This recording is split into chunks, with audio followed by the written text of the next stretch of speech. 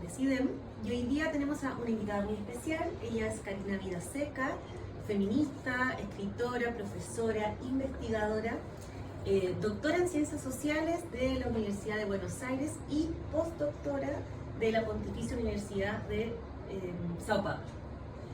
Bienvenida, Karina.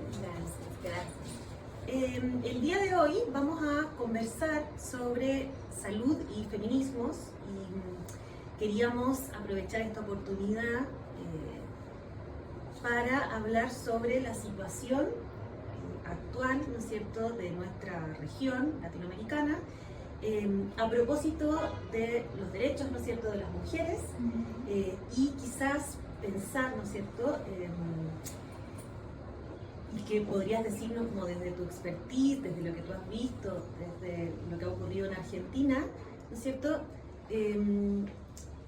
¿Qué piensas tú con respecto al avance, ¿no es cierto?, de estas olas ultraderechistas conservadoras y qué impacto pueden tener estas, ¿no es cierto?, en los derechos de las mujeres, ¿no? Pensando en temas de salud y quizás obviamente amplificándolo más a otros derechos.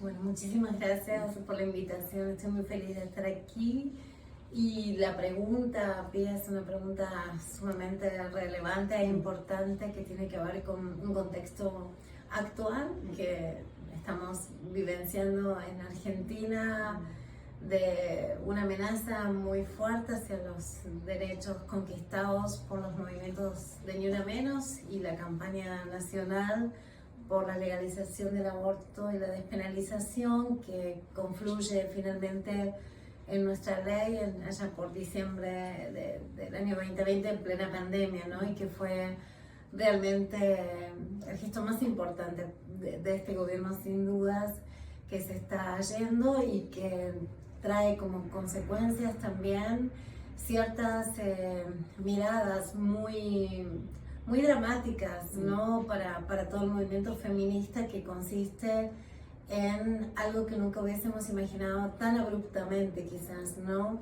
Que mujeres del partido del candidato de La Libertad Avanza puedan plasmar a través de un discurso no solo negacionista, sino también rondando el fascismo, podríamos decir, porque realmente quizás a veces me parece que también se confunde lo que es la derecha con discursos que intentan eliminar al otro, ¿no? Que es el aniquilamiento del otro en términos de lo que Carl Schmitt ya llamaba el campo amigo-enemigo. Entonces creo que estamos ante un discurso y por eso también las mujeres que organizan su vida, organizamos nuestras vidas en función de una economía comunitaria, en función de un tejido, de una trama colectiva que ha sostenido en pandemia, nos ha sostenido en red, es el público y la audiencia que no vota esa agenda fundamentalista, ¿no? Entonces,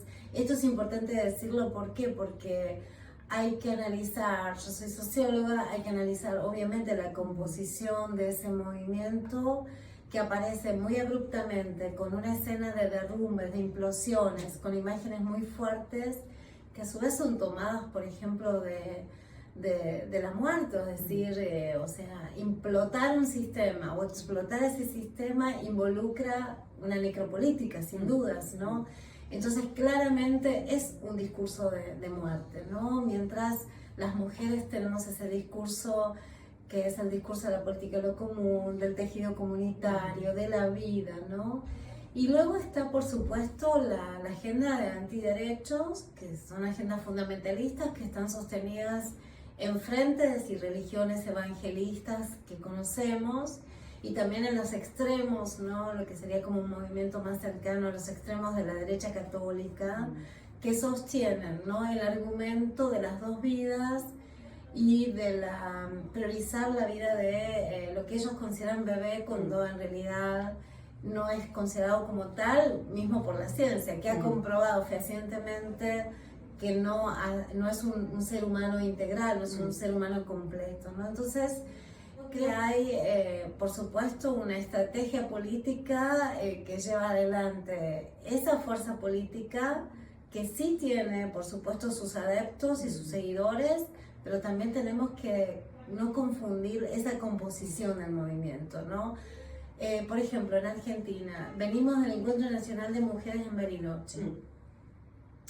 Ha sido maravilloso, porque allí, justamente una semana casi antes de las elecciones de ahora del balotaje, lo que va a ser el balotaje, perdón, las mujeres en los talleres trabajando acerca de cómo concientizar a sus propios hijos que querían votar en su primera elección de 16 años a una fuerza ultraderecha, bordando el fascismo, ¿no? Entonces aquí también hay un trabajo maravilloso de las madres, ¿no? Enseñando a sus hijos, haciendo el trabajo de la memoria, que es el trabajo permanente, constante, que nunca puede dar descanso. Y también las docentes, ¿no? Docentes que están en las aulas, sosteniendo los espacios, hablando con los chicos que no han nacido, por supuesto, ni en dictadura, ni han nacido en la crisis de 2001, y que necesitan también tener esa contención y también esos aprendizajes para que ellos puedan comprender qué representa ese voto, ¿no? Ese voto joven, ¿no? Y creo que ahí hay una lucha y una resistencia de una densidad micropolítica que va desde abajo y que va recomponiendo el tejido social, ¿no? Que estaba siendo muy amenazado, ¿no? Karina, bueno, ahí decías esto, ¿no? Como que los discursos feministas, ¿no es cierto?, han tomado esto de ir por la vida, ¿no? Recordaba la articulación de las mujeres en Chile para derrocar la dictadura, que justamente se llamó Mujeres por la Vida, ¿no? Y ahí quizás, obviamente, nos cuesta tener respuestas, pero quizás preguntarte a ti qué es lo que nos llama la atención, cómo podemos explicarnos lo que ha ido ocurriendo en varios territorios, no solamente en Latinoamérica. Tenemos el ejemplo de Estados Unidos, ¿no es cierto?, que finalmente el derecho al aborto, ¿no es cierto?, se cae, ¿no?, algo impensable, ¿no es cierto?, se cae en muchos estados. Entonces, esta pregunta, ¿no?, ¿qué ha ido ocurriendo como en la sociedad, ¿no es cierto?, a propósito de ciertos avances que hemos tenido en términos de derechos, y de repente nos encontramos, ¿no es cierto?, con un grupo no menor, ¿no es cierto?, que es capaz de votar a fuerzas que básicamente lo que quiere es quitar derechos. Entonces, ¿qué podrías decir al respecto de eso? En primer lugar, creo que el poder femenino es una amenaza muy fuerte. Nuestros cuerpos son cuerpos que son fuentes del poder, y siempre el cuerpo femenino, feminizado, ha sido una amenaza, ¿no? Por eso la casa de brujas, por eso todo lo que conocemos en la historia de los movimientos feministas y de mujeres, ¿no? Por un lado eso, por el otro lado la agenda global de la ultraderecha, que ha ganado cada vez más espacio, por supuesto en Europa, rebrotes nazistas que incluso están por disputar en ciertos países como en Alemania, la alternativa, discursos negacionistas. En Argentina, por ejemplo, un país que era ejemplo, al menos ante el mundo, de lo que implicó llevar a juicio a las juntas militares, el nunca más, las madres de Plaza de Mayo, las abuelas, todo lo que se ha hecho y se sigue haciendo, sin duda es indiscutible, y ahora estamos ante una amenaza de revisar el número, o sea, de posicionarse en que el negacionismo dice no son los 30.000, son 8.258 los desaparecidos, y también disputar esa escena política cuando en la legislatura se reivindica la dictadura. Es decir, en el primer momento en democracia, en 40 años que estamos celebrando el 10 de marzo, que en la legislatura se está reivindicando la dictadura y se está volviendo a un discurso que pensábamos que ya teníamos.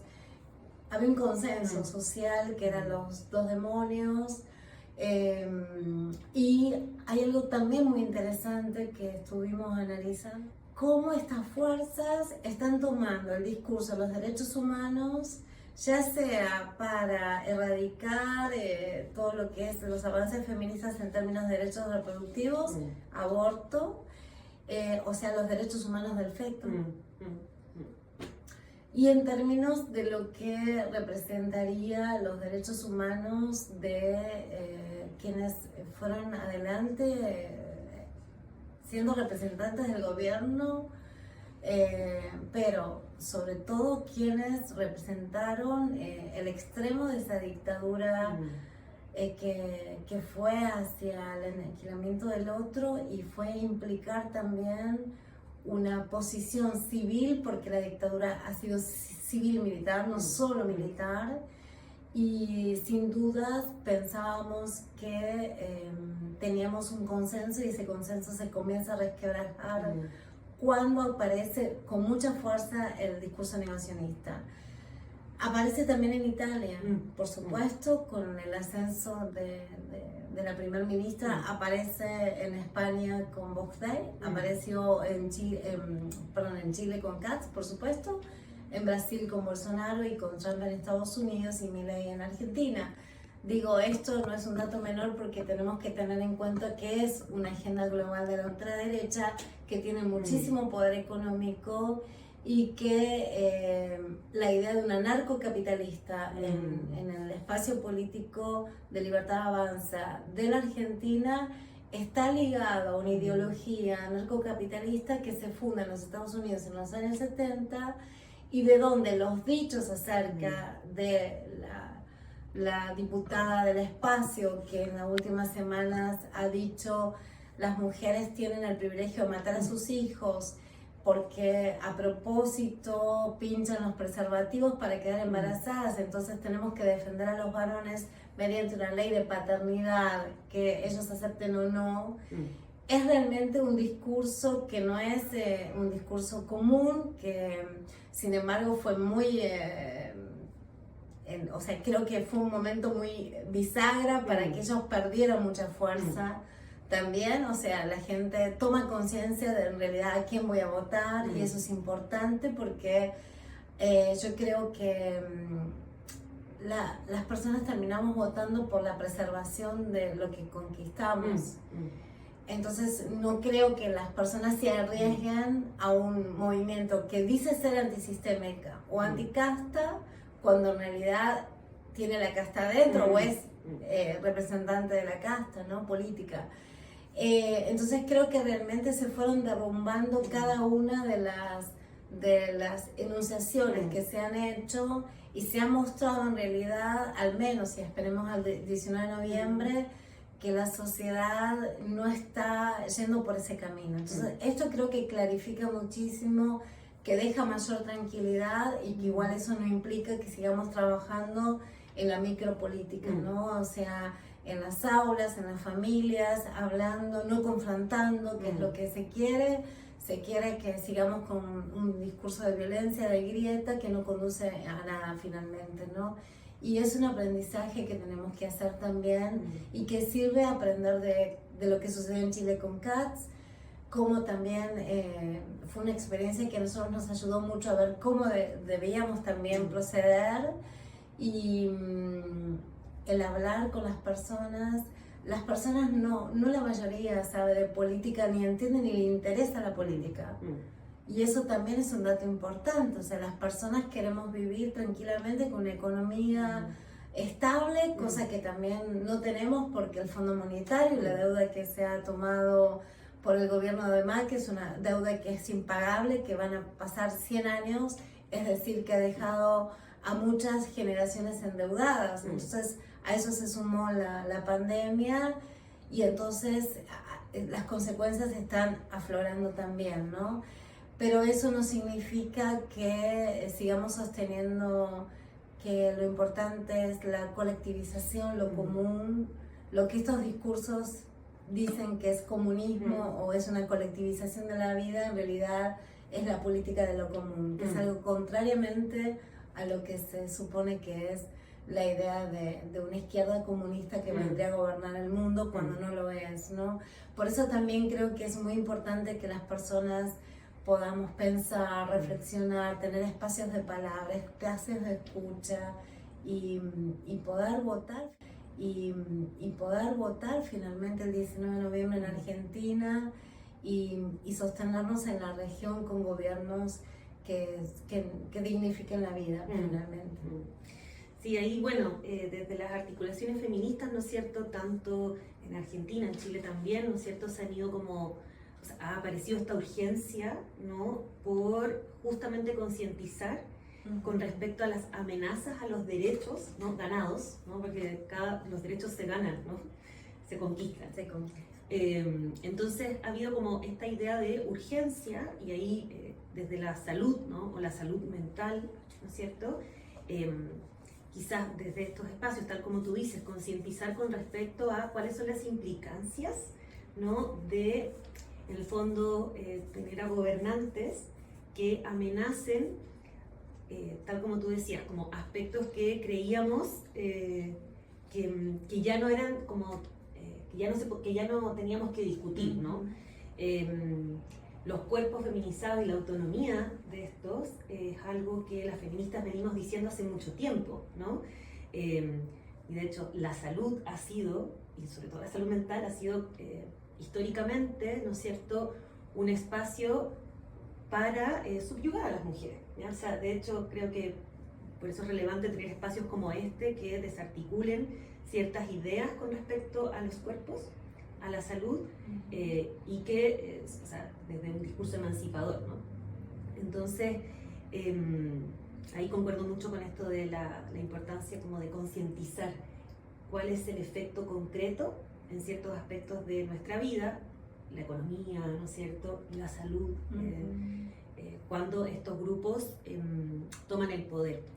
Y ahí quizás como preguntarte, ¿qué piensas tú, qué opinas tú con respecto a las posibilidades de resistencias, ¿ya?, que tenemos como colectivas feministas en nuestra región, como colectivas que puedan resistirse a estos como, porque parecen como, tú mencionabas, y uno se empieza a hacer la idea de como de la tierra, que van apareciendo como estos puntos, como si fuera algo que va creciendo, ¿no? Italia, España, Brasil, Estados Unidos, ¿no? Como, ¿qué posibilidades tenemos desde los feminismos de resistir a esto que está ocurriendo? Básicamente, articulaciones y alianzas que fortalezcan el cuerpo colectivo, o sea, creo que una muestra grandiosa de lo que hemos hecho como poder femenino es el Ni Una Menos, ¿no? Pero el Ni Una Menos no se entiende sin el Ni Una Más, es decir, si no hubiese sido gestado Ni Una Más en México, seguramente no hubiésemos podido convocar a la sociedad a pensarse en esos términos, ¿no? Entonces eso da la pauta de que en realidad cuando los derechos se conquistan en las calles, realmente es la marca, ¿no? Por eso los cuerpos femeninos siempre han sido amenazantes, ¿no? Porque son fuentes de poder. Pero es amenazante no solo en las culturas occidentales, son amenazantes en las culturas de Oriente Medio. Una mujer con velo, por ejemplo, es un cuerpo amenazante, ¿no? Para todo un mundo que se ha polarizado de tal forma después del post 9/11, que observa, ¿no?, que todo aquello que esté ligado, ¿no?, al Islam, o que mujeres que estén veladas puedan ser depositarias de tanto racismo, de tanto discurso de odio, ¿no? Yo en mis libros escribo unas tesis que tienen que ver con cómo los guiones fundamentalistas se inscriben en los cuerpos de las mujeres, ¿no? Inspirada, por supuesto, en Rita Segato y en tantas grandes feministas y maestras que nos permitieron también vislumbrar qué sucedía, o sea, por qué el cuerpo femenino y feminizado siempre está en la escena de lo político. Ya sea para fundamentar lo que yo llamé la retórica salvacionista, ¿no?, a través de un gobierno que fundamenta en Estados Unidos la práctica de invasión en Irak, utilizando a la mujer con la burka, que es la vestimenta más extrema, ¿no? Y sostenido por el Feminist Majority, que es un grupo de feministas que apoyaron. Entonces aquí también creo que es muy interesante entender cómo se construye un feminismo del norte y del sur. No quiero decir con polarizarla geográficamente, sino que hay sures en el norte y el norte en los sures, pero sí con la posibilidad de pensar que todas las mujeres de los pueblos del sur son mujeres oprimidas, son mujeres salvajes, son mujeres que son víctimas del patriarcado de sus propios varones. Y eso es una agenda que se ha construido obviamente desde el poder. Entonces, por ejemplo, cuando suceden los procesos que están sucediendo de guerras globales en Irán, en Palestina hoy, ¿no? Y en otras partes del mundo, en África, que son todos productos también de la guerra global, de la industria armamentista, de lo que sucede con el extractivismo del litio, del cobalto, ¿no? Entonces ahí creo que la gran metáfora de cuerpo-territorio y territorio-cuerpo, que es la metáfora de los feminismos comunitarios de Abya Yala, ¿no? Feminismos indígenas, que son las mujeres que están poniendo el cuerpo en el territorio, territorios cruelmente, ¿no? Sangrando, o sea, territorios que han sido invadidos por corporaciones multinacionales, es realmente lo que nos permite pensar en la defensa de esas vidas. Bueno, Karina, muy interesante todo lo que nos cuentas. Y ahí quizás como para profundizar en un punto que habías mencionado, con respecto a las articulaciones que se pueden ir dando, ¿no es cierto?, entre feministas, cuando hablas como, ¿no es cierto?, este concepto del sur, ¿no? Últimamente, por lo menos en Chile, han habido como rearticulaciones muy potentes frente a peligros, ¿no? Como esta nueva constitución que se está armando en Chile, ¿no?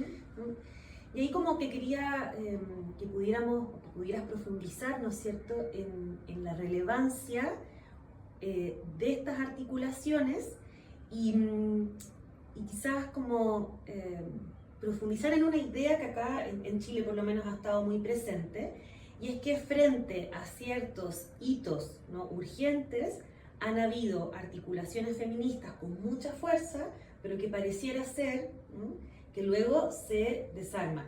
En Chile tenemos el ejemplo de, yo te mencionaba hace un rato, Mujeres por la Vida, que fue una articulación feminista muy importante para, en el fondo, acabar con la dictadura. De hecho, fueron las mujeres las primeras que se movilizan, ¿ya? Pareciera ser que eso como que se desarma, ¿no? Luego viene el 2018, ¿no? Luego como este proyecto de nueva constitución. Entonces quizás como que pudieras ahondar en ese punto.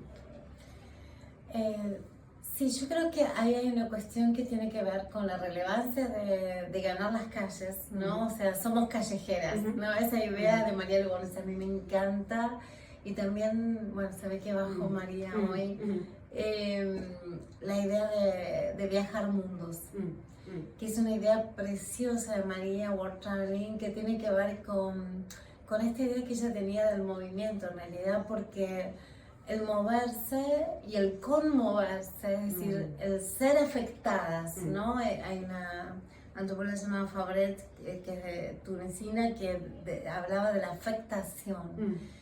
Y eso me parece que es muy hermoso, el concepto, ¿no? Y lo mismo de María Lugones. El World Traveling es, de alguna manera, lo que nos paralizó en la pandemia, ¿no? Que no podíamos movernos. Y el sentido del moverse es el sentido de mover montañas, es decir, de correr los cercos, ¿no? Correr los alambrados simbólicos, ¿no? Se hablaba también del aniquilamiento simbólico, ¿no? De los derechos, de los cuerpos feminizados, ¿no? Entonces creo que, bueno, Chile, el despertar de Chile, que ahora se conmemoraron 5 años, 4 años, perdón, 4 años, fue realmente, el despertar de Chile fue emocionante, porque todas las colectivas feministas, el Mayo Feminista, ¿no? Que fue realmente bellísimo, porque uno dice, wow, en realidad somos las mujeres, los cuerpos disidentes, los cuerpos trans, los que hemos hecho en todos estos años. Realmente hemos movido muchísimas convenciones, muchísimas restricciones, ¿no? Hasta lograr tantas conquistas que obviamente son una amenaza para el poder conservador, porque lógicamente, y además hay algo que también me llama mucho la atención, que es la idea de esto que veníamos hablando, Pía, de la renaturalización. Es decir, hay un discurso muy corpofóbico, ¿no? De las personas trans, de las identidades de género, de aceptar, ¿no? cuerpos que no son aceptados y no siguen siendo aceptados, ¿no? En realidad mucho también se habla del lenguaje inclusivo. Una escritora como Camila Sosa Villada, que es una gran escritora, ha dicho, bueno, también ustedes piensan que el progresismo, que es como denotando también un cierto progresismo burgués, que piense que por hablar con la E o incluir la E es una real inclusión material de esos cuerpos y no lo es. Entonces creo que es muy interesante porque hay también algo del orden de cuánto pensamos que hicimos o que subvertimos, ¿no? Y cuánto de eso se plasma realidad en los sectores populares, en las personas que no tienen accesos a derechos y que esas personas todavía están esperando, ¿no? O sea, yo creo que nos falta mucha autorreflexión, mucha humildad, pensar en feminismos que realmente conlleven una idea de plurinacionalismo, ¿no? Eso en los encuentros nacionales de mujeres de Argentina se disputa muchísimo la idea de un encuentro no nacional, sino plurinacional, que nos contenga todas, todos y todas en ese mismo, ¿no? Cuerpo colectivo. Y es una idea maravillosa, ¿no? Que dejan los feminismos, ¿no? Entonces creo que esta idea también de la micropolítica del tejido, de la densidad de ese tejido, ¿no? Que es realmente algo hermosísimo, ¿no? Y luego también cómo lograr confluir con otros espacios de protestas y movilizaciones que quizás nosotros nos cuesta mucho más movilizarnos por el ecocidio, por el cambio climático, cuando las mismas agendas de ultraderecha niegan el cambio climático, ¿no? Y quizás genere mucho menos respuesta, y entonces creo que ahí también hay que ver cómo tejemos, ¿no? Cómo hacemos el entramado de tejer las agendas feministas con las agendas ecológicas, criticando el ecologismo green o el greenwashing, por supuesto, o el pinkwashing, y cuestionando fuertemente todos esos discursos que bajan del norte, y pensarnos también en que podamos vincular esos tejidos en territorios, ¿no? En las comunidades indígenas, las lideresas indígenas están siendo muy afectadas en territorios indígenas, Kaiowá, por ejemplo, en Brasil.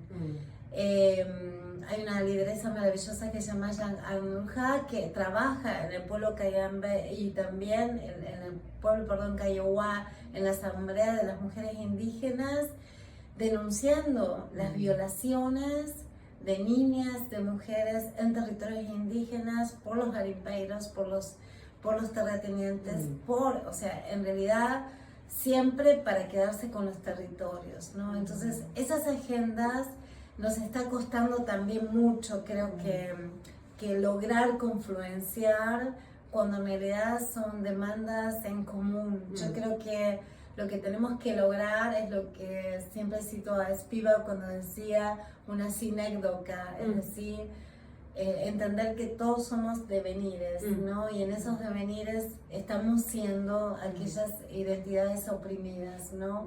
Me gusta mucho siempre la idea de pensar, devenir, que somos devenires, mujeres oprimidas, disidencias oprimidas, palestinas, mujeres afrodescendientes, mujeres indígenas, ¿no? Entonces, entendernos en toda esa multiplicidad de opresiones, creo que es uno de los retos más importantes de los feminismos del sur.